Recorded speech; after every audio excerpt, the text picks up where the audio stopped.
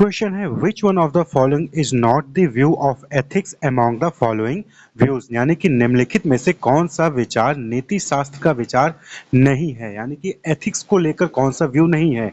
Utilitarian view of ethics नीति शास्त्र का उपयोगितावादी विचार, राइट व्यू ऑफ एथिक्स नीति शास्त्र का अधिकारवादी विचार, theory of justice view of ethics नीति शास्त्र का न्याय सिद्धांत विचार, या फिर option 4 non integrative social view यानी कि नीति शास्त्र का गैर समन्वयी सामाजिक विचार। तो देखिए एथिक्स क्या होता है, एथिक्स यानी कि क्या चीज गलत है क्या चीज सही है। Ethics refers to the rules and principles that define right and wrong conduct. तो according to Davis and Frederick इन्होंने क्या कहा कि एथिक्स क्या है, एथिक्स जो है वो रूल होते हैं, प्रिंसिपल्स होते हैं जिसके बेसिस पे ये डिसाइड किया जाता है कि क्या चीज गलत है क्या चीज सही है, कौन सी एक्टिविटी सही है कौन सी एक्टिविटी गलत है। जैसे कि एक पर्सन है वो झूठ बोलता है तो गलत है, एक पर्सन है जो सही बोलता है यानी कि वो सही है, एथिकली राइट है एथिकली रॉन्ग है। क्लियर। तो एथिक्स क्या हो गए, रूल्स हो गए, प्रिंसिपल्स हो गए। It defines what should be done and what should be avoided.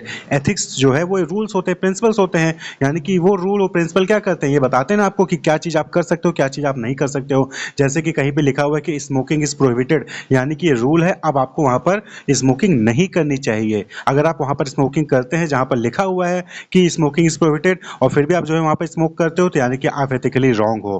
Clear. तो ये आपको बताता है कि क्या चीज करना सही क्या चीज करना गलत है। तो जब ऑर्गेनाइजेशन में आप जो है डिफरेंट रूल्स रेगुलेशंस प्रिंसिपल्स बनते हैं तो उनको फ्रेम करते वक्त कुछ चीजें जो होती हैं वो ध्यान रखनी चाहिए। तो 4 व्यू है USRG, ये 4 व्यू हैं जिसको फॉलो करना चाहिए। यू से यूटिलिटेरियन व्यू हो गया।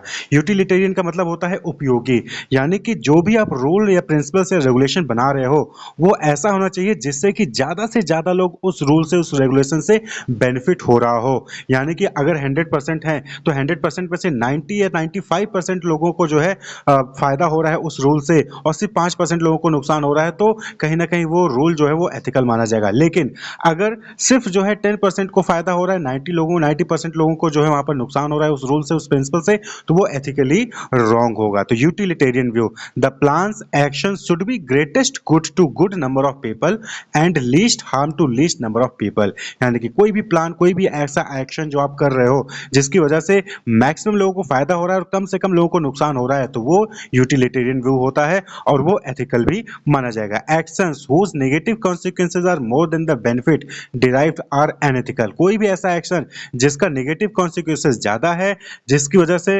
बहुत ही कम लोगों को फायदा हो रहा है और ज्यादा लोगों को नुकसान हो रहा है, तो वो अनएथिकल होगा।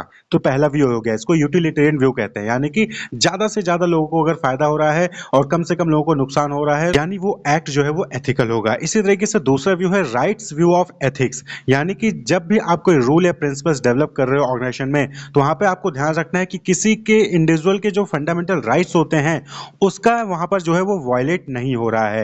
यानी कि आपका रूल आपका प्रिंसिपल ऐसा ना हो कि किसी को बोलने से रोक रहा है, किसी के लाइफ को खतरे में डाल रहा है, किसी की जो है हेल्थ को जो है लेकर खतरे में पड़ रहा है वहां पे, तो ये जो है उसको वायलेट नहीं होना चाहिए। अगर कोई भी ऐसा एक्शन जिसकी वजह से किसी भी इंडिविजुअल के फंडामेंटल राइट्स वायलेट हो रहे हैं तो वो जो है अनएथिकल होगा, और कोई ऐसा एक्शन जिसकी वजह से किसी भी इंडिविजुअल के राइट्स जो है वो वायलेट नहीं हो रहे हैं तो वो फिर एथिकल होगा। एनीथिंग दैट वायलेट्स इंडिविजुअल और फंडामेंटल राइट्स आर अनएथिकल, जैसे कि फ्री स्पीच या फिर लाइफ एंड सेफ्टी से रिलेटेड, अगर ये वायलेट हो रहा है तो वो अनएथिकल है, अगर ये वायलेट नहीं हो रहा है तो वो अनएथिकल नहीं है, यानी कि वो एथिकल है। तो दूसरा व्यू हो गया। इसी तरीके से तीसरा व्यू है theory of justice view of ethics. तो यहाँ पर सीधा सीधा है कि जो भी डिसीजंस आप ले रहे हैं वो जो है रूल और रेगुलेशन के बेसिस पे होना चाहिए and they should be fair impartial and based upon the principles of equality. जब भी कोई डिसीजन मेकिंग किया जा रहा है तो वो फेयर होना चाहिए, किसी को लिए पार्शियल नहीं होना चाहिए, यानी कि आप किसी को एक को फेवर कर रहे हो दूसरे को फेवर नहीं कर रहे हो ऐसा नहीं होना चाहिए, और इक्वालिटी के प्रिंसिपल पर जो है वो डिपेंड होना चाहिए, तो वो जो है एथिकल होगा। तो एथिक्स का ये व्यू है, यानी कि जब भी कोई रूल प्रिंसिपल आप डिसाइड करते हो तो आपको यहाँ पर ध्यान रखना है कि उस रूल उस प्रिंसिपल की वजह से जो है जस्टिस होना चाहिए, इनजस्टिस अनजस्टिस नहीं होना चाहिए। वहीं पर जो फोर्थ है that is integrative social view. Integrative social view कहने का मतलब यहाँ पर क्या है कि यहाँ पे जो एक्शन या फिर जो स्टैंडर्ड हैं वो दो तरीके से जो है गवर्न होने चाहिए, यानी कि उसमें यूटिलिटी यूटिलिटेरियन अप्रोच भी होना चाहिए, यानी कि ज़्यादा से ज़्यादा लोगों को उससे फ़ायदा हो। और वहीं पर आप जब रूल बनाते हैं तो आप किसी लोकल स्टेट में लोकल गवर्नमेंट के साथ काम करेंगे, लोकल कल्चर के साथ आप जो है ट्रेडिशन वैल्यू के साथ काम कर रहे होंगे, तो उनको भी आपको ध्यान में रखना है। यानी कि आपके जो रूल्स होंगे, जो प्रिंसिपल्स होंगे, वो यूटिलिटेरियन अप्रोच तो होने चाहिए, साथ ही साथ it should be based on local culture, tradition and values. यानी कि यहाँ पर वर्ल्ड को भी साथ में रखना है और साथ ही साथ जो आपका लोकल ट्रेडिशन, लोकल कल्चर है, उनको भी साथ में रखना है। तो इंटीग्रेटिव सोशल व्यू, इंटीग्रेट करके चलना है आपको, अपने बाहर के लोगों को भी इंटीग्रेट करना है और अपने सोसाइटी के लोगों को भी इंटीग्रेट करके चलना है। तो ये क्या हो गया, नीति शास्त्र का समन्वयी सामाजिक विचार हो गया। तो यहाँ पर जो क्वेश्चन था उसमें पूछा गया था कौन सा व्यू नहीं है एथिक्स का, तो कौन सा ऑप्शन है, that is option 4, non integrative social view. ये जो है व्यू नहीं है एथिक्स का। Utilitarian view of ethics, rights view of ethics, theory of justice view of ethics and integrative social view, ये 4 व्यू होते हैं एथिक्स के। क्लियर?